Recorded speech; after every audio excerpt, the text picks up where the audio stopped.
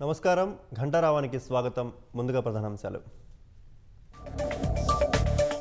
లోక్సభలో పహల్గామ్ ఉగ్రదాడిపై చర్చకు విపక్షాల పట్టు. ప్రశ్నోత్తరాల తర్వాత అన్ని అంశాలపై చర్చిద్దామన్న speaker.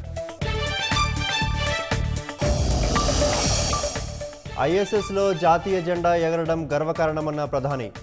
Operation Sindoor made in ఇండియాకు నిదర్శనమని వెల్లడి.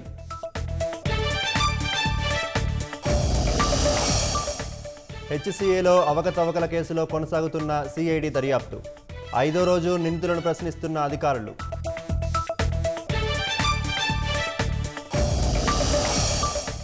వివేక హత్య కేసులో 3 అంశాలపై సిబిఐ అభిప్రాయం కోరిన సుప్రీంకోర్టు.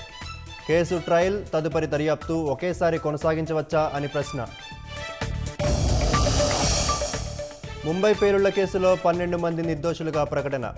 దోషులని నిరూపించడంలో prosecution విఫలమైందన్న Bombay high court.